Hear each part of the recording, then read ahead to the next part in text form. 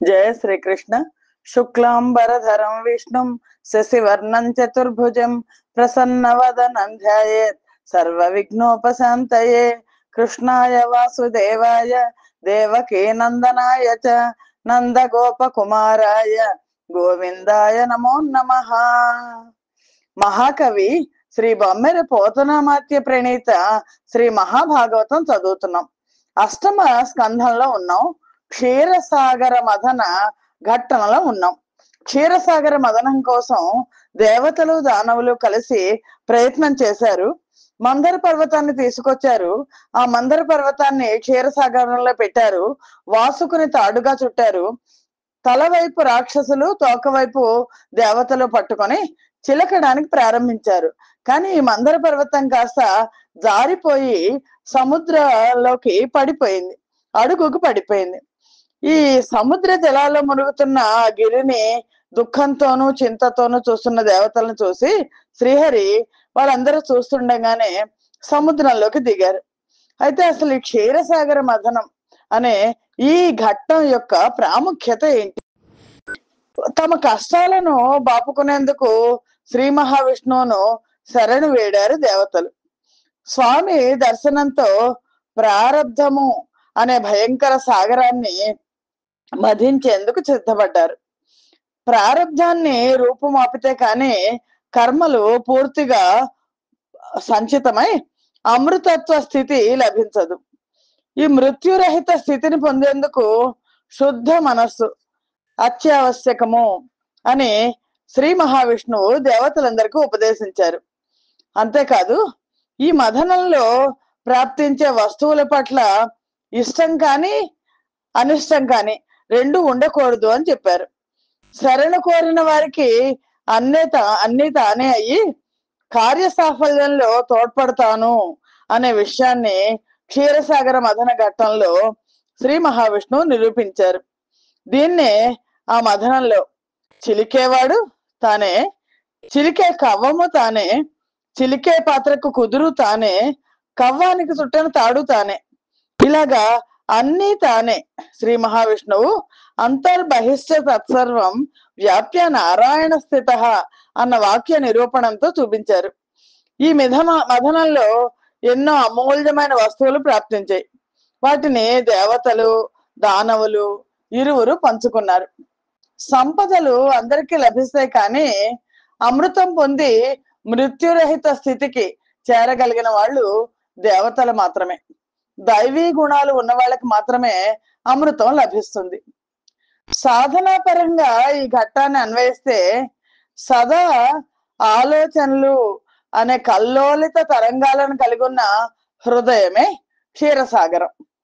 జీవుడు అంతరంగ శోధన కొనసాగిస్తూ అమృతత్వాన్ని పడేయగలగడమే దీని అంతరార్థం.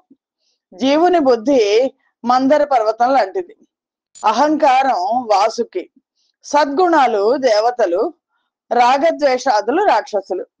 ఈ మథనానికి ముందు చెప్పుకున్నట్లుగా శుద్ధమైన మనస్సు, సాధనలో ప్రాప్తించే సిద్ధుల పట్ల అనాసక్తత అత్యావశ్యకాలు. వీటితో స్థిరంగా ముందుకు సాగితే ఆ పరమాత్మ కృపచేత అమృతత్వ స్థితి ప్రాప్తించగలదు అనే సూచన ఈ క్షీరసాగర మదన ఘట్టం ద్వారా మనకందరికీ తెలియబడుతోంది.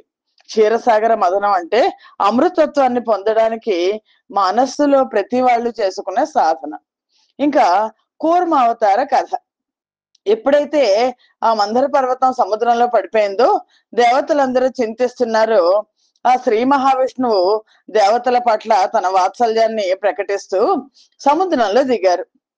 సవరణ లక్ష యోజనముల వెడలుపై కడుగఠోరమునైన కర్పరమును నదనైన బ్రహ్మాండమైన నాహారించు ఘనతరంబగు ముఖ గహ్వరంబు సకల చరాచర జంతురాసుల నెల్ల మృంగిలో గొరునట్టి మేటి కడుపు విశ్వంబుపై వేరు విశ్వంబుపై బడ్డ నాగి నాగదలని ఎట్టి కాళ్ళు వెలికిలోనికి జనుదెంచు విపుల తుండ మంబు జంబుల బోలెడు నక్షయుగము సుందరంబుగ విష్ణుండు సురుల తోడి కూర్మి చెలువందనొక మహా కూర్మమయ్యే. కూర్మావతార ఘట్టం చూస్తున్నాం మనం. ఆ శ్రీ మహావిష్ణువు దేవతల పట్ల తన వాత్సల్యాన్ని ప్రకటిస్తూ ఒక మహా కూర్మంగా మారిపోయారు. ఆ తాబేలుకి 1,00,000 యోజనాల వెడల్పు కలిగిన కఠినమైన వీపు డిప్ప ఉందిట. ఆకలేస్తే బ్రహ్మాండాన్ని సైతం ఆహారంగా చేసుకోగల పెద్ద నోరు ఉంది. కదిలేవి కదలనివి అయిన జంతురాశులను, చరాచరాలను అన్నింటినీ మింగి జీర్ణం చేసుకునే పెద్ద కడుపు ఉంది. ఈ విశ్వం మీద ఇంకో విశ్వం పైన పడ్డా సరే తట్టుకునే కాళ్ళు ఉన్నాయి. అంత బలమైన కాళ్ళు ఉన్నాయి. లోపలికి బయటికి కదిలాడే పెద్ద తొండం, ఆ మూతి తల లోపలికి బయటికి కదుపుతుంటుంది కదా తాబేలు, అది ఉంది.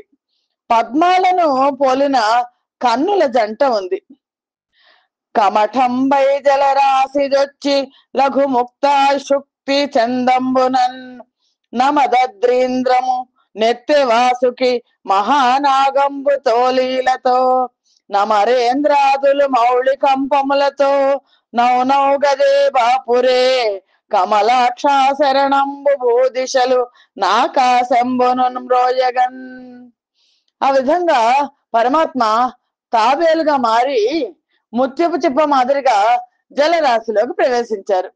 దాన్ని చూస్తున్న ఇంద్రాదులు శరీరాలు కంపిస్తుండగా మేలు మేలు కమలాక్ష నీకు శరణు అంటూ స్తుతించసాగారు. భూమి దిక్కులు ఆకాశము మోగేటట్లుగా జయ జయధ్వానాలు చేశారు. ఆ శ్రీహరి తాబేలు రూపంలో నీటిలో ప్రవేశించి వాసుకితో పాటుగా ఆ మందర పర్వతాన్ని అవలీలగా పైకి ఎత్తారు. ఈ విధముగా తరిగాండ్రలోనొకడట తరి కడవ కుగుదురు నాక త్రాడట చేరుల్ దరిగవ్వంబును దానట హరి హరి హరి చిత్రలీల హరి ఏ ఎరుగున్. ఆ శ్రీ మహావిష్ణువు యొక్క లీలలు హరికి తప్ప ఇంకెవరికి తెలియవు కదా. ఆ శ్రీహరి లీలలు ఏమని చెప్పగలం? పరీక్షణ్ మహారాజుకి సుఖ మహర్షి తెలియజేస్తున్నారు. ఆ శ్రీహరి సముద్రాన్ని మధించే వారిలో ఒకరిగా ఉన్నారు. సముద్రం అనే కలశానికి కుదురుగా తానే నిలుచున్నారు. చిలికే కవ్వము తానే, చుట్టిన తాడు తానే ఆయన వాడైన ఆ శ్రీహరి లీలలు ఆయనకు మాత్రమే తెలుసు, కానీ ఇతరులకు తెలియవు కదా. సర్వం విష్ణుమయం జగత్ అనే ఉపనిషద్వాక్య నిరూపణ ఇక్కడ చూపబడింది. పరీక్షణ్ మహారాజుకి సుఖ మహర్షి ఈ భాగవత గాథను తెలియజేస్తున్నారు. నైమిసారణ్యంలో సౌనకాది మహర్షులకు సూత మహాముని ఈ భాగవత గాథను తెలియజేస్తున్నారు. జలధి గడవ సేయ శైలంబు గవ్వంబు సేయ భోగిత్రాడు సేయ దరువ సిరియు సుధయు వడయ శ్రీవల్లభుడు దక్క నొరుడు శక్తి మంతుడొకడు గలడే. సాక్షాత్తు ఆ పాల సముద్రాన్నే కడవగా చేసి, ఒక మహాపర్వతాన్ని కవ్వంగా చేసి, ఓ పెద్ద పెను సర్పాన్ని తాడుగా చేసి మదనం చేసేందుకు గాని సిరుల తల్లి అయిన మహాలక్ష్మిని అమరత్వాన్ని ప్రసాదించే అమృతాన్ని పొందడానికి కానీ ఆ శ్రీ వల్లభనికే సాధ్యం.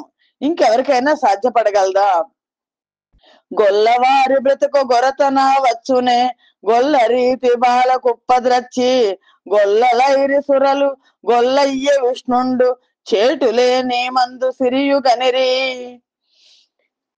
గోపాలకుల జీవనం ఏమన్నా సామాన్యమైన జీవితమా? ఎందుకంటే పరీక్షణ్ మహారాజుకు చెప్తున్నారు, దేవతలందరూ ఆ గొల్లవాళ్ల వల్ల అలాగా ఇప్పుడు సముద్రాన్ని చిలుకుతున్నారు. అందుకే దేవతలంతా గొల్లలు అయ్యేసరికి వారికి వేల్పుగా అయిన ఆ శ్రీహరి కూడా గొల్లవాడయ్యాడు. అమరత్వాన్ని ప్రసాదించే అమృతము శ్రీ మహాలక్ష్మి అందుకే శ్రీహరికి సంప్రాప్తించాయి అని ఈ విధంగా సురలు అసురులు దేవతలు దానవులు హరితో కలిసి కవచాలు ధరించారు, బట్టలు మెలిపెట్టి కట్టారు, చేతులు చరుచుకున్నారు, భుజాలు వరుసుకున్నారు. లేవండి లేవండి, ఈ సముద్రాన్ని చిలికేందుకు రండి రండి అని ఒకళ్ళనొకళ్ళు హెచ్చరించుకున్నారు. పెరుగును చిలికే గొల్లల మాదిరిగా సముద్ర మధ్యంలో కవ్వల్లో ఉన్న మందర పర్వతానికి త్రాడైన సర్పం యొక్క శిరోభాగాన్ని రాక్షసులు పట్టుకున్నారు, తోక భాగాన్ని దేవతలు పట్టుకున్నారు, మధించసాగారు. వాళ్ళు పెద్ద పెద్దగా కేకలేస్తున్నారు. బ్రహ్మాండం అంతా నిండిపోయింది. గుబగుబమని కొండ గిరగిరా తిరిగే వేగానికి చెట్ట చెట్ట చట్టమంటూ చప్పుళ్ళు ఆకాశానికి వ్యాపించాయి. లెక్కకు మిక్కిలైన పాల చుక్కలు చక్కదనంతో ఆ మీగడ పాల తుంపుర్ల పరంపరలు పైకి ఎగిరాయి. తమ తమ చేతులతో గట్టిగా పట్టుకుని చిలకడం వలన తిరుగుతున్న వాసుకి శరీరంలో నుండి విషాగ్ని కీలలు విపరీతంగా పుట్టాయి. దాని వలన సురాసురులకు దేవతలకు దానవులకు దప్పిక బాగా ఎక్కువైపోయింది. అయినా సరే వాళ్ళు ఈ చిలకడం మానలేదు, అలసట చెందలేదు. ఆ సముద్ర తీరం వెంబడి కొండమల్లె పూగుత్తల్లోనే విరివిగా గల మకరంద సుగంధాలతో నిండిన మంద మారుతాలు వీచాయి. ఆ మలయా నిలయానికి వాళ్ళ శరీరాలు, దేవతలు దానవుల మీద శరీరాల మీద ఉన్న చెమట ధారలు ఇంకిపోయాయి. వాళ్ళు ఒకళ్ళనొకళ్ళు వేళాకాలం చేసుకుంటూ మేలు మేలు అనుకుంటూ అలా కాదు ఇలాగా, ఇలా కాదు అలాగా అని అడ్డుకుంటూ ఒకళ్ళతో ఒకళ్ళు పోటీ పడుతూ సముద్రాన్ని మధించసాగారు. ఆ కవ్వపు కొండ తిరిగేటప్పుడు ఘమ ఘమ ఘమ ఘమ అనే శబ్దం ఉద్భవిస్తోంది. ఆ కవ్వానికి తాడుగా కట్టిన వాసుకి నోట్లోంచి భయంకరమైన భూత్కార శబ్దాలు, పుస్ పుస్ అనే శబ్దాలు చెలరేగుతున్నాయి. పర్వతం తిరగడం వల్ల ఆ మహాసాగరం లోపల గుంపులు గుంపులుగా ఉన్న తాబేళ్లు, ఎండ్రకాయలు, పాములు, మొసళ్ళు, పెద్ద చేపలు, తిమింగలాలు, హంసలు, చక్రవాకాలు, కొక్కెరలు, కప్పలు, బెగురు పక్షులు అన్ని భయంతో ఆర్తనాదాలు చేస్తున్నాయి. రాక్షసులు దేవతలు పెద్దగా అట్టహాసాలు హెచ్చరికలు చేశారు. వాళ్ళ తర్జన గర్జన శబ్దాలకు దిక్కులన్నీ చెల్లించిపోతున్నాయి. ఒకరిని మించి మరొకరు చిలుకుతూ మాట్లాడుకుంటూ అమృతం కోసం ఉబలాట పడుతున్నారు. ఆ కొత్త పదార్థం ఎలా ఉంటుంది, దాని పుట్టుక కోసం ఎదురు చూస్తున్నారు. ఇంకా ఎంతసేపు చిలకాలి అని శ్రీహరిని ఆత్రంగా అడుగుతూ పట్టు వదలకుండా క్షీరసాగరాన్ని మధింపసాగారు. అప్పాల వెల్లి లోపల నప్పటికప్పటికి మందరాగము తిరుగం జప్పుడు నిండెన జాండము చెప్పెడిదే మధుని చెవులు సిందరగొనియన్. ఆ పాల జలది లోపల మందర పర్వతం గిరాగిరా తిరుగుతున్న శబ్దానికి బ్రహ్మాండం మొత్తం అంతా దద్దరిల్లేసరికి బ్రహ్మదేవుడి చెవులే గింగురు మనసాగాయట. ఇంకా చెప్పేందుకేముంది, అంత చప్పుడు వస్తోంది. అంత నా పయోరాశి మధ్యంబున ఎడమ గుడి మునుపు తిరుగుచు గుడి నెడమను వెనక తిరుగు కులగిరి కడలింగ్ గడలెడల సురలు నసురులు దొడి తొడి పణి పణము మొదలు తుదియును దిగువన్. అలా సముద్ర మధ్యంలో మందర పర్వతం ప్రారంభంలో ఎడమ నుండి కుడికి తిరుగుతూ ఆ వెనక కుడి నుండి ఎడమకి తిరుగుతుంటే సురలు అసురులు ఉండే చోట్లు తారుమారు అయిపోతుండేవి. ఎందుకంటే ఈ మందర పర్వతంతో పాటు వాళ్ళు కూడా తిరుగుతున్నారు. వాళ్ళు మాత్రం చాలా వేగంగా కదులుతూ వాసుకి యొక్క తలని తోకని వదలకుండా పట్టుకుని దేవతలు దానవులు కూడా చిలుకుతున్నారు. వడిగొని కులగిరి దరువగా జడ నిధిఖగ మకర కమఠ గుక్ష ఫణిగణముల్ సుడివడు దడబడు గల కొల బడు భయపడి నెగసి బయలబడు నురలిపడున్. వడివడిగా ఆ పర్వతాన్ని అలా తరుస్తూ ఉంటే, అలా చిలుకుతుంటే ఆ జలనిధి నుండి పక్షులు, మొసళ్ళు, తాబేళ్లు, చేపలు, మహాసర్పాలు ఆ చీకాకు పడుతూ తడబడుతూ పక్కలకు పడుతూ భయపడుతూ ఎగసి గట్టున పడుతూ దొల్లుతున్నాయి. అమరాసుర కర విపరిభ్రమణ ధరాధర వరేంద్ర భ్రమణంబును దాగమఠేంద్ర వీపు తీటను శమింపగజాల దయ్య జగతీనాథ. ఓ రాజా, పరీక్షణ్ మహారాజుకి సుఖ మహర్షి చెప్తున్నారు, ఈ దేవతలు దానవులు ఇలాగా చేతులతో తిప్పుతున్న అంతటి మహాపర్వతం యొక్క రాపిడి కూడా ఆ ఆదికూర్మ యొక్క వీపు తీటను పోగొట్టలేకపోయిందిట. ఎంతటి మహాకూర్మమో కదా అని. తదనంతరంబా తర్వాత ఆ లోల జలధి లోపల నాలో నహి విడిచి సురలు నసురులు బరవంగీలా కోలాహలమై హాలాహల విషము పుట్టెనవనీనాథ.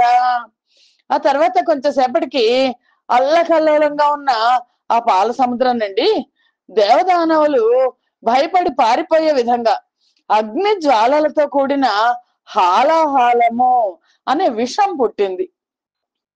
అది ఇనుం ప్రళయ కాలాభీల ఫాలలోచన లోచనానల శతంబు చందంబున నమందంబై విలయ దహన సహస్రంబు కైవడి అయి కడపటి పట్ట పగలింటి వెలుంగుల లక్ష తెరంగున దుర్లక్షితంబై తుదిరేయి వెలింగిన మొగిలు గముల వలనుంబడు బలు పిడుగుల వడుపున బిడిదంబై పంచభూతంబులున్ తేజోరూపంబులైన చాట్పున దుస్సహంబై భుగాయమానంబులైన పొగలును జిటాయమానంబులైన విస్ఫులింగంబులును ధగధగాయమానంబులైన నెరమంటలును గలిగి మహార్ణవ మధ్యంబున మందరనగంబమంధరంబుగాందిరుగునెడ జనించి పటాపటాయమానంబై నింగికింగ్ బొంగి దిశల కుంగేలు సాచి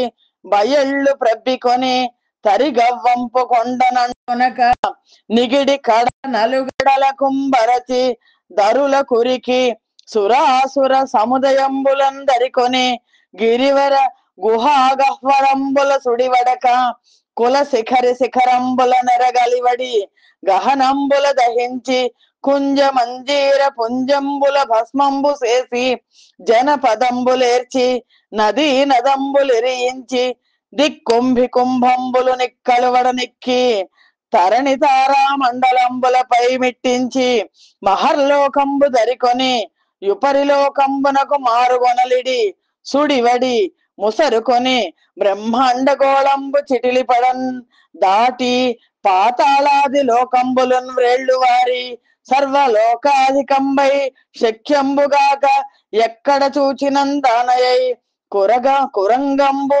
క్రియంగ్రేళ్లురుకుచున్ భుజంగంబు విధంబున నొడియుచు సింగంబు భంగి లంఘించుచు విహంగంబు పంగితి నెగయుచు మాతంగంబు పోలికి నిలువంబడుచు నిట్లు హాలాహల దహనంబు జగంబులంగోళాహలంబు సేయుసున్న సమయంబున మెలకు సెగల మిడుక జాలక నీరైన దేవతలను నేలంగూలిన రక్కసులను డుల్లిన తారకలను గీటడంగిన కిన్నర మిథునంబులను గమరిన గంధర్వ విమానంబులను జీకాకుపడిన సిద్ధ చయంబులను జిక్కుపడిన గ్రహంబులను జిందర వందరలైన పర్ణాశ్రమంబులను నిగిరిపోయిన నదులను నింకిన సముద్రంబులను గాలిన కాననంబులను బొగిలిన పురంబులను బొనుగు పడిన పురుషులను బొక్కి పడిన పుణ్యాంగనా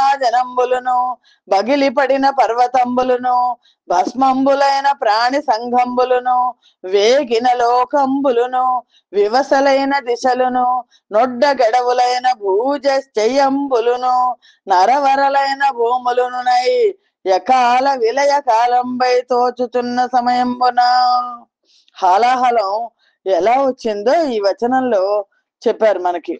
అలా వెలువడిన హాలాహల వర్ణనం ఇక్కడ తెలియచేశారు. అది ఎలా ఉందిట? విషం వచ్చింది మొట్టమొదట. ఈ క్షీరసాగర మథనంలో మొట్టమొదట విషం వచ్చింది. ప్రళయకాలంలోని పాలలోచనని పరమేశ్వరుడి యొక్క కంటి మంటకు 100 రెట్లు అధికంగా ఉందిట. ప్రళయకాలపు అగ్నికి 1000 రెట్లు తీవ్రంగా ఉంది. ప్రళయకాలపు నాడు వెలిగే 1,00,000 సూర్యులలాగా చూసేందుకు భయంకరంగా ఉంది. ఈ సృష్టి అంతమయ్యే చివరి రోజు మెరిసే మేఘాల నుండి కురిసే పిడుగులలాగా చాలా భీకరంగా ఉంది. పంచభూతములు తేజ రూపంలో ఆవిర్భవించినట్లు దుస్సహంగా ఉంది. భుగభుగాయమానంగా పొగలు చిమ్ముతోంది. చిటచిటాయమానంగా అగ్ని కణాలు ఎగిరి పడుతున్నాయి. ధగధగాయమానంగా మంటలు కలిగి ఆ మహావిషం ఆకాశం దాకా విస్తరించింది. అన్ని దిశలకు చేతులు సాచింది. కుల పర్వతాన్ని దాటి కడలి నలువైపులా పాకింది. సురాసుర సమూహాన్ని దాటిపోయింది. కొండ గుహలలో చిక్కుకోకుండా కుల పర్వత శిఖరాలను దహించేసింది. అరణ్యాల్లోని వృక్షాలన్నిటిని భస్మం చేసేసింది. పూగుత్తులను కాల్చేసింది. గ్రామాలను దహించింది. నదీ నదాలను నశింపజేసింది. దిగ్గజాల కుంభస్థలాల గర్వం పోయేట్లు వ్యాపించింది. సూర్య నక్షత్ర మండలాలపై ఎగిరి పడింది. మహర్లోకాన్ని భస్మం చేసింది. పై లోకాల్లోకి ఎగబాకింది. బ్రహ్మాండ గోళం చిట్లిపోయేట్లు చేసింది. విస్తరించింది. పాతాళ లోకం దాకా వ్యాప్తి చెందింది. ఆ హాలాహలం ఎవరికి ఆపశక్యం కాని విధంగా ఎక్కడ చూసినా తానే అయింది. లేడిలాగా గంతులేస్తూ, పాములాగా ఎగబాకుతూ, సింహంలాగా లంఘిస్తూ, పక్షిలాగా ఎగురుతూ, ఏనుగులాగా నిలబడిపోయింది. ఈ విధంగా లోకాల్లో గగ్గోలును పుట్టించింది. ఆ మంటల్లో కొంతమంది దేవతలు చిక్కుకుని భస్మం అయిపోయారు. రాక్షసులు కొంతమంది నేల కూలిపోయారు. చుక్కలు కిందకి రాలి పడిపోయినాయి. కిన్నెర మిథునాలు మరణించారు. గంధర్వ విమానాలన్నీ కాలిపోయాయి. సిద్ధులు చెదరిపోయారు. గ్రహాలు చిక్కుపడ్డాయి. నదులన్నీ ఎండిపోయాయి. సముద్రాలు ఇంకిపోయాయి. అడవులు మాడిపోయాయి. పట్టణాలు పరితపించాయి. పురుషులందరూ నిస్తేజితులయ్యారు. పుణ్యాంగాలందరూ దుఃఖిస్తున్నారు. పర్వతాలు పగిలిపోయాయి. ప్రాణి సమూహం అంతా భస్మం అయిపోతోంది. లోకాలన్నీ తపించసాగాయి. దిక్కులు కలత చెందాయి. చెట్లన్నీ ఉరిగిపోతున్నాయి. భూములన్నీ ధ్వంసం అవుతోంది. అప్పుడు అకాలంలో ప్రపంచానికి విలయం వచ్చినట్లుగా ఉంది. ఒడ్డారించి విషంబున ఖడ్డము చనుదెంచి కావనధికులు లేమిన్ గొడ్డేరి నందిరాలన బిడ్డను నెడలేక జనులు పృథ్వీనాథ. ఆ పరీక్షణ్ మహారాజుకి ఆ విలయ తాండవం చేస్తున్న విషయం గురించి సుఖ మహర్షి చెప్తున్నారు. ఓ రాజా, ఆ సమయంలో ఆ విషయానికి ఎదురు నిలిచి అడ్డగించే వాళ్ళే లేకుండా పోయారు. ఆలు బిడ్డలనే మమకారాన్ని వదులుతూ జనులందరూ వాళ్ళ ప్రాణాలను కోల్పోసాగారు. అప్పుడు శని కైలాసముజొచ్చి శంకరుని వాసద్వారముంజేరి ఈసున దొవ్వారికులడ్డపడ్డదల మంచుంజొచ్చి కుయ్యో మొర్రో విను మాలింపుము చిత్తగింపుము దయన్ వీక్షింపు మంచంబు జానన ముఖ్యుల్గనిరార్త రక్షణ కళా సంరంభునిన్ చెంబునిన్. అలాంటి విపత్కర సమయం. మొత్తం బ్రహ్మాది దేవతలందరూ కూడా కైలాసానికి వెళ్ళారు. ఆ ద్వారం దగ్గర ద్వారపాలకులు అడ్డగించపోతే అత్యవసరము, ఇది ఎమర్జెన్సీ అని చెప్తూ లోపలికి చొచ్చుకుని వెళ్ళిపోయారు. ఆర్తుల మొరలను ఆలకించడంలో ముందుంటే ఆ భోళానాథుడైన శంభుణ్ణి చూసి, ఆ పరమేశ్వరుని చూసి శరణు శరణు శరణు అంటూ రక్షించమని ప్రార్థించసాగారు. వారలు దీనత వచ్చుట గూరిమితో నెరిగి దక్షు కూతురు తాను బేరోలగమున నుండి దయారథుడై చంద్రచూడుడవసరమిచ్చన్. అప్పుడు భోగిభూషణునకు సాష్టాంగదండ ప్రణామంబులు గావించి ప్రజాపతి ముఖ్యులు ఇట్లని స్తుతించిరి. అలా దేవతలందరూ దీనంగా రావడాన్ని పరమేశ్వరుడు చూశాడు. చంద్రచూడుడు వీక్షించాడు. ఆ సమయాన ఆ స్వామి సతీ సమేతుడై ఉన్నాడు. దేవతల ఆర్తనాదాలను సానుభూతితో విన్నాడు. బ్రహ్మాదులు అప్పుడు సాగిలపడి దండ ప్రమాణాలు ఆచరించి ఇలా స్తుతించసాగారు పరమేశ్వరుణ్ణి. భూతాత్మ భూతేశ భూత భావన రూప దేవ మహాదేవ దేవ వంద్య. ఈ లోకములకెల్ల నీశ్వరుండవు నీవు బంధ మోక్షములకు ప్రభుడవీవ. అర్థ శరణ్యుండవగు గురుండవు నిన్ను కోరి భజింతురు కుశలమతులు. సకల సృష్టి స్థితి సంహార కర్తవై బ్రహ్మ విష్ణు శివాక్షరగు దీవు. పరమ గుహ్యమైన బ్రహ్మంబు సదసత్త మంబు నీవా శక్తిమయుడవీవ.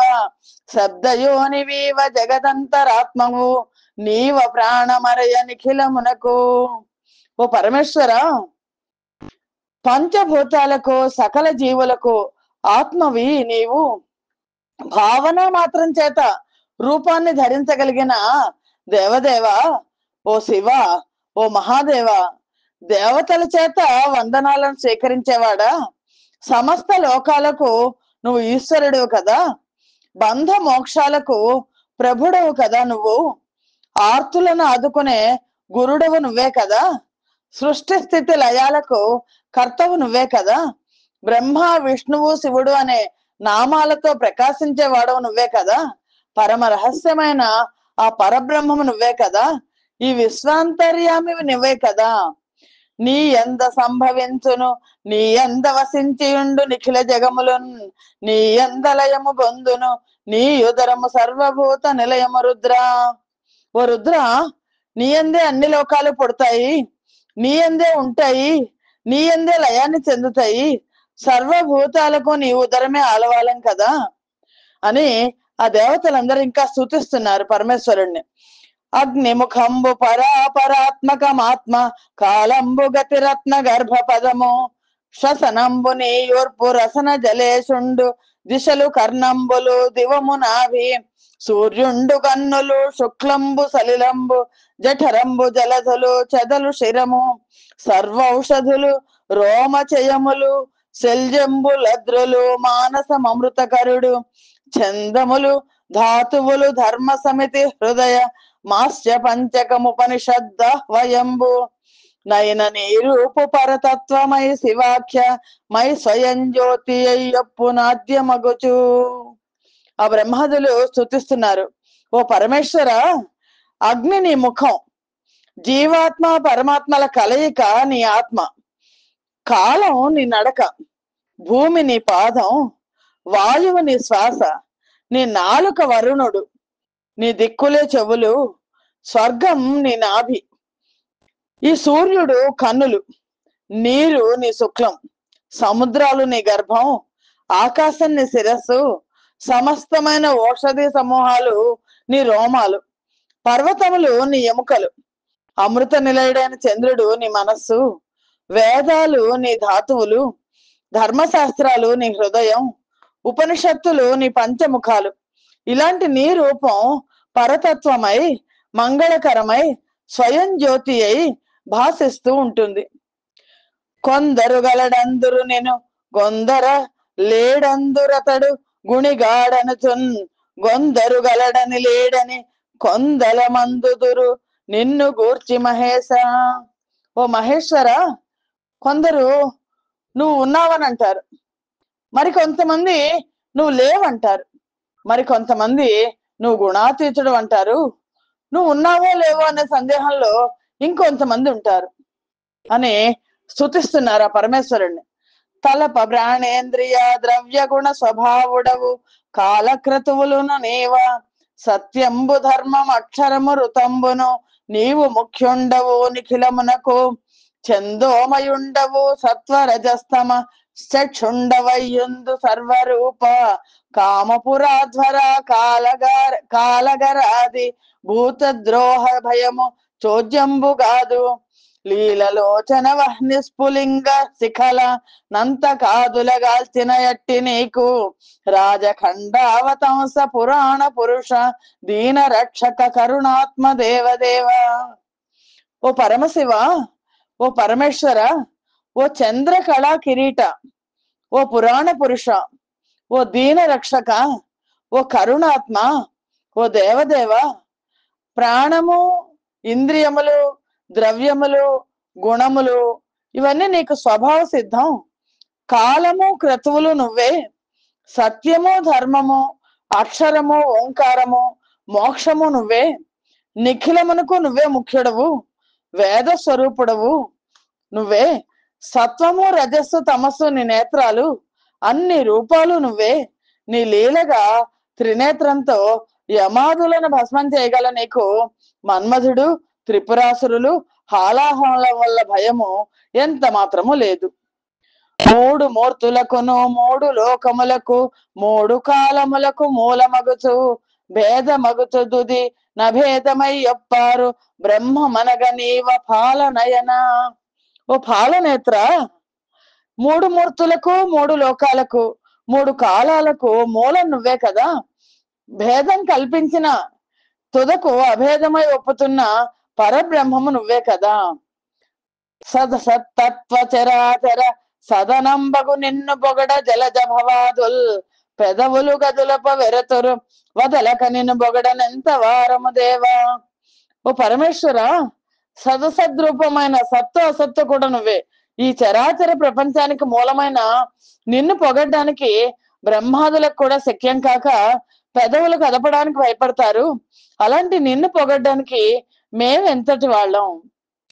బాహుశక్తి సురాసురుల్ చని పాలవెల్లి మధింప హాలాహలంబు జనించనేరి కలంఘ్యమై భువనంబు గోలాహలంబుగా చేసి చిచ్చునులాగా ముంగొని ప్రాణిసన్ దోహమును బ్రతికింపవేదయ దొంగలింపగణీశ్వరా. ఓ ఈశ్వర, సురాసురులు, దేవతలు, దానవులు వాళ్ళ బాహుశక్తితో పాల సముద్రాన్ని మధిస్తున్నారు. ఆ మధిస్తుంటే మొట్టమొదట హాలాహలం పుట్టింది, దాన్ని విషం పుట్టింది, దాన్ని ఎవ్వరూ ఎదిరించలేకపోతున్నారు. అది సమస్త భువనాలను అల్లకల్లోలం చేస్తోంది. ఆ కాళకూట విషాన్ని లాఘవంగా గ్రహించి ఈ ప్రాణికోట్లను బ్రతికించు ఓ పరమేశ్వర, నీ దయను చూపించు అని వేడుకుంటున్నారు దేవతలందరూ, దేవతలు దానవులు కూడా.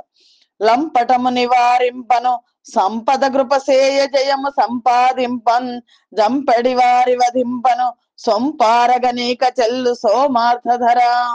ఓ చంద్రశేఖర, ఆపదలను తొలగించడానికి, దయను చూపించేందుకు, జయాన్ని కలిగించేందుకు, సంపదలు ఇచ్చేందుకు, దుర్మార్గులను వధించేందుకు నువ్వే సమర్థుడివి కదా. నీకంటే నుండెరుంగము నీకంటెంబరులుగావ నేరరు జగముల్ నీకంటే నొడయడెవ్వడు లోకంబులకెల్ల నిఖిల లోకస్తుత్య. అన్ని లోకాల చేత పొగడబడుతున్నావు పరమేశ్వర, నిన్ను తప్ప ఇతరులు ఎవరిని మేము ఆశ్రయించము. ఎందుకంటే నీకంటే ఇతరులు ఎవరు కూడా ఈ లోకాలను కాపాడలేరు, నీకంటే ప్రభు ఎవరు లేరు అని. మరియు నభినందించుతున్న ప్రజాపతి ముఖ్యులంగానే సకల భూత సముండగున దేవుండు తన ప్రియ సతికిట్లనయే.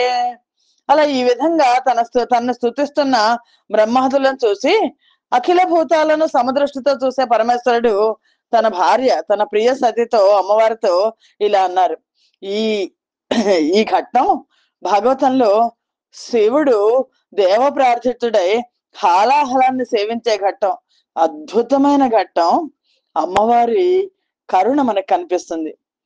అమ్మవారితో అంటున్నారు పరమేశ్వరుడు, కంటే జగముల దుఃఖము వింటే జలజనిత విషము వేడిమి ప్రభు వయ్యుంటకు నార్తుల యాపద గెంటించుట ఫలము దాన కీర్తి మృగాక్షి అని అమ్మవారితో, తన ప్రియ భార్యతో, తన ప్రియ సతితో ఇలా అంటున్నారు.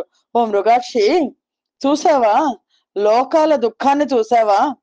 అమ్మవారు కదా, అమ్మ కదా అందరికి. జలముల నుండి పుట్టిన ఆ విషాగ్ని ఎంత భయంకరమైన వేడిమిని కలిగి ఉందో గ్రహించావా? ప్రభువు యొక్క కర్తవ్యం ఆర్తుల యొక్క ఆపదను తొలగించడమే కదా, అది కీర్తిప్రదం కదా. అమ్మవారితో అంటున్నారు, ప్రాణేచ్ఛ వచ్చి చొచ్చిన ప్రాణుల రక్షింపవలయు ప్రభువులకెల్లం బ్రాణుల కిత్తురు సాధులు ప్రాణంబులు నిమిష భంగురములని మగువా. ఓ మగువా, ప్రాణాల మీద ఆశతో వచ్చిన ప్రాణులను ప్రభు అయిన వాళ్ళు రక్షించాలి. ప్రాణాలన్నీ క్షణభంగురాలు, కానీ కీర్తి మాత్రం శాశ్వతము. ఈ పరమ సత్యం తెలుసు కాబట్టి సాధు పురుషులు ఇతరుల ప్రాణుల రక్షణ కోసం తమ ప్రాణాలను సైతం లెక్క చేయరు. అక్కడ నేను ఈ విషయానికి అడ్డం వెళ్తాను అని నీ అనుమతి కావాలి అని శివుడు అడుగుతున్నాడు అమ్మవారిని. పరహితము సేయునెవ్వడు పరమహితుండగున భూత పంచకమునకున్ బరహితమే పరమ ధర్మము పరహితునకు నెదురు లేదు పర్వేందు ముఖి. ఓ చంద్రముఖి, ఎవరు పరులకు హితం చేస్తారో, మంచి చేస్తారో వాడు పంచభూతాలకు కూడా పరమహితుడు అవుతాడు. మానవునికి పరహితమే పరమధర్మం కదా, మనకు కూడా చెప్తున్నారు. అటువంటి వానికి లోకంలో అపజయం లేదు, తోటి వాళ్ళకి మేలు చేసే వాళ్ళకి లోకంలో అపజయం లేదు అని పరమాత్మ అమ్మవారితో చెప్తూ పరమేశ్వరుడు మనకు కూడా చెప్తున్నారు. హరిమతినానందించిన హరిణాక్షి జగంబులెల్లనానందించున్ హరియును జగములు మెచ్చగా గరళము వారించుటప్పు గమల దళాక్షి. ఓ పద్మాక్షి, శ్రీహరి మనసులో ఆనందిస్తే సమస్త లోకాలు ఆనందిస్తాయి. కాబట్టి ఆ మహావిష్ణువు సకల లోకాలు మెచ్చుకునేట్టుగా ఆ భయంకరమైన విషయాన్ని అడ్డుకోవడం మంచిది కదా. శిక్షింతు హాలాహలమును భక్షింతును మధుర సూక్ష్మ ఫలరసము క్రియన్ రక్షింతు బ్రాణి కోట్లను వీక్షింపుము నీవు నేడు వికజాబ్జముఖి. చెల్ల చెప్తున్నారు పరమేశ్వరుడు, నేను ఆ హాలాహల విషయాన్ని తెచ్చేస్తాను. ఓ కమలాక్షి, ఇప్పుడే ఆ హాలాహలాన్ని అణిచేస్తాను. మధురమైన చిన్న ఫలం లాగా, మధుర సూక్ష్మ ఫలరసం లాగా దాన్ని భక్షించేస్తాను. నువ్వు చూస్తుంటే నేను ఈ ప్రాణి కోట్లను రక్షిస్తాను అని అమ్మవారితో చెప్తున్నారు. ఏ పని చేసినా సరే భర్తలందరూ తప్పనిసరిగా భార్యకి చెప్పి చెయ్యాలి అని పలికిన ప్రాణ వల్లభనకు వల్లభ దేవా దేవర చిత్తంబు కొలతి నవధరింతురుగాక అని పలికనని చెప్పిన యమ్ముని ఇంద్రునకు నరేంద్రుండి ఇట్లనియే. ఎప్పుడైతే పరమేశ్వరుడు అమ్మవారితో అలా చెప్పారో, అలా చెప్పిన ఆ ప్రాణవల్లభంతో అమ్మవారు అంది, దేవ మీ చిత్తాన్ని అనుసరించి చేయండి అంది. ఇదేమి ఇక్కడ నాదేమి కాదు, మీకు ఎలా అనిపిస్తే అలా చెయ్యండి అంది. ఆ విధంగా చెప్పారు అని చెప్పేసి పరీక్షన్ మహారాజుకు సుఖ మహర్షి చెప్పేసరికి పరీక్షన్ మహారాజు అంటున్నారు ఆశ్చర్యంగా, అమరంలోక హితార్థమందు నభ ఉండవుగాక ఎన్ చాడెబోయమరుల్ భీతిని మృంగవేయనిరి ఓ ఎంభోజ గర్భాదులున్ దముగావన్ హరలెమ్ములెమ్మనిరి ఓ తాజూచి కన్గంట నయ్యుమ ప్రాణేశ్వరు నెట్లు మృంగుమనే నయ్యుగ్రానల జ్వాలలన్. వెంటనే పరీక్షన్ మహారాజ్ అంటున్నారు ఆ సుఖ మహర్షితో, అయ్యా లోకహితాన్ని కోరి ఈశ్వరుడు భక్షిస్తాను అని అనొచ్చు, అంటే అనొచ్చు. దేవతలు వాళ్ళ ప్రాణాల మీదకి వచ్చింది కాబట్టి భయంతో శంకరా నువ్వే మింగు అనొచ్చు. బ్రహ్మాదులు తమను రక్షించడానికి ఓ ఈశ్వర పూనుకోవాల్సింది అని కోరితే కోరవచ్చు. కానీ అమ్మవారు ఆవిడ ఆ దాక్షాయని ప్రత్యక్షంగా భయంకర హాలాహలాన్ని చూస్తూ తన ప్రాణేశ్వరుణ్ణి ఆ ఉమాదేవి ఎలా మింగమన్నది అనేసరికి ఆ సుఖ మహర్షి ఇలా అనేవాడు, సరే నువ్వు మింగు అని అంది అమ్మవారు. ఈ పద్యం మొత్తం తెలుగునాట చాలా ప్రముఖమైన పద్యం. అమ్మవారు సుఖ మహర్షి చెప్తున్నారు, అమ్మవారు మింగమంది ఎలా మింగమందో తెలుసా? మృంగెడి వాడు విభుండని మృంగెడిదియు గరళమనియు మేలని ప్రజకున్ మృంగుమన సర్వమంగళ మంగళ సూత్రమునెంత మది నమ్మినదో. అద్భుతమైన పద్యం. మృంగెడు వాడు విభుండని మృంగెడిదియు గరళమనియు మేలని ప్రజకున్ మృంగుమని సర్వమంగళ మంగళ సూత్రమునెంత మది నమ్మినదో. సుఖ మహర్షి చెప్తున్నారు, ఆ హాలాహాలాన్ని మింగేవాడు తన ప్రాణనాథుడే అది తెలిసినప్పటికీ కూడా మింగేదేమో కాలకూట విషం అని తెలిసినప్పటికీ దానివల్ల సకల లోకాలకు మేలు జరుగుతుంది అని తెలిసి ఆవిడ సర్వ శుభంకరి అయిన ఆ ఉమాదేవి మింగమని చెప్పింది. ఆహా, తన మనస్సులో తన మాంగళ్య రక్షణ మీద ఎంత నమ్మకం ఉందో కదా అని తన చుట్టూన్ సుర సంఘముల్ జయ జయ ధ్వానంబులన్ బొబ్బిడన్ ఘన గంభీర రవంబుతో శివుడు లోకద్రోహి హుంపోకు రమ్మని కెంగేల దిమల్చి కూర్చి కడిగా నంకించి జంబూ ఫలంబన సర్వంకషమున్ మహావిషమున్ ఆహారించే హేలాగతిన్. ఒక లీలలాగా చేశారట పరమేశ్వరుడు. ఆ దేవతలంతా పరమేశ్వరుడు చుట్టూ చేరి జయ జయ ధ్వానాలు చేస్తున్నారు. అప్పుడు గంభీరమైన కంఠస్వరంతో ఆ ఈశ్వరుడు లోకాలకు ద్రోహం తలపెట్టిన ఆ కాలకూట విషంతో, ఓ కాలకూట విషమా పారిపోకు ఇటురా అని పిలిచారు. అలా అని పిలుస్తూ మొత్తం అంతటా వ్యాపించి ఉన్న మొత్తం ఆ మహావిషాన్ని తన చేతిని చాచి దాంతో పట్టుకున్నారు. దాన్ని ముద్దగా చేశారు. చేసేసి చివరికి అది చిన్న నేరేడు పండులాగా అయిపోయింది. అలా నేరేడు పండులాగా కనిపిస్తున్న దాన్ని విలాసంగా నాహారించే హేలాగతిని చాలా విలాసంగా పరమేశ్వరుడు దాన్ని ఆ విషాన్ని కాలకూట విషాన్ని మింగారు. అయ్య విరళ మహాగరళ దహన పాన సమయంబున. అంతటి మహాగరళాన్ని పానం చేసేటప్పుడు, ఆ విషాన్ని ఆహ్వానించేటప్పుడు, దాని దగ్గరికి తీసుకున్నప్పుడు ఏం జరిగింది? కదలంబారవు పాప పేరు లొడలన్ ఘర్మాంబు జాలంబు ఉట్టదు నేత్రంబులు నెర్రగావు నిజ జూట చంద్రుడు గంధడున్ వదనాంభోజము వాడ దావిషమును ఆహ్వానించు చోడాయుచో బదిలుండై కడిసేయుచో దిగుచుచో భక్షించుచో మృంగుచోన్. అంతటి మహాగరళాన్ని పరమేశ్వరుడు పానం చేసేటప్పుడు ఆ విషాన్ని ఆహ్వానించేటప్పుడు, దాన్ని దగ్గరికి తీసుకున్నప్పుడు, పదిలంగా ముద్ద చేసేటప్పుడు, ఆకర్షించేటప్పుడు, భక్షించేటప్పుడు నోట్లో వేసేసుకున్నాడు. మింగేటప్పుడు ఆయన శరీరం మీద సర్పహారాలు కూడా కొంచెం కూడా కదలలేదు. శరీరం మీద చెమట బిందువులు పుట్టలేదు. నేత్రాలు ఎర్రబడలేదు. జటాజూటంలో చంద్రుడు కదలలేదు. ముఖ పద్మం వాడలేదు. ఆయనలో ఏ మార్పు సంభవించలేదు. ఎలా ఉన్నవాడు అలాగే చిరునవ్వులు చిందిస్తూ ఉన్నాడు. ఇది మనస్సుకు వాక్కుకు అందని ఆ మహాదేవునికి మాత్రమే సాధ్యం కదా. ఉదరములో కంబులకొను సదనంబగుటెరిగి శివుడు చటుల విషాగ్ని గుదురు కొనగంట విలమున బదిలంబుగా నిలిపే సూక్ష్మ ఫల రసము క్రియన్. ఆ పరమేశ్వరుడు ఆ విషాన్ని నోట్లోకి వేసుకుని మింగి, ఈశ్వరుడి యొక్క ఉదరం సమస్త లోకాలకు నిలయం కదా, అందువల్ల ఆయన ఆ భయంకరమైన విషాగ్ని లోపలికి పోనివ్వలేదు. పోనివ్వకుండా తన కంఠ బిలంలో పదిలంగా సూక్ష్మమైన ఫలరసంలాగా నిలుపుకున్నాడు ఆయన. మెచ్చిన మచ్చిక కలిగిన నిచ్చిన నీవచ్చుగాక నిచ్చ నురులకు జిచ్చు గడిగొనగవచ్చునే చిచ్చర చూపచ్చు పడిన శివునకు దక్కన్. తగినంత స్నేహం ఉన్నప్పుడు, అవతలి వాళ్ళు నచ్చినప్పుడు, వాళ్ళని మెచ్చుకున్నప్పుడు ఎవరైనా ప్రేమతో ఏదన్నా ఇస్తే ఇవ్వచ్చు.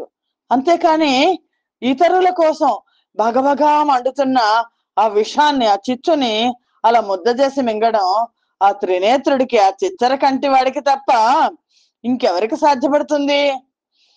హరుడు గళమునందు హాలాహలము వెట్ట గప్పు గలిగి తొడవు కరణి నొప్పే సాధు రక్షణంబు సజ్జనులకు నెన్న భూషణంబుగాదే భూవరేంద్ర.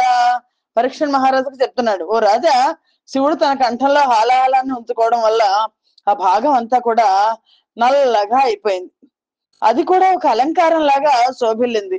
సాధుజనులను రక్షించడం అనేది సజ్జనులకు ఒక అలంకారం కదా. తదనంతరంబా అని గరళంబు కంఠబిలమున హరుడు ధరించుటకు మెచ్చి యౌనౌననుచున్ హరియు విరించియు నుమయును సురనాథుడు బొగడిడంత సుస్థిరమతితోన్. అలా గరళాన్ని కంఠంలో శివుడు ధరించడాన్ని చూసి భేష్ భేష్ అంటూ శ్రీ మహావిష్ణువు, బ్రహ్మదేవుడు, అలాగే పక్కన ఉమాదేవి, సురనాథుడు దేవేంద్రుడు వీళ్ళంతా స్థిరమైన మనస్సుతో మెచ్చుకున్నారు.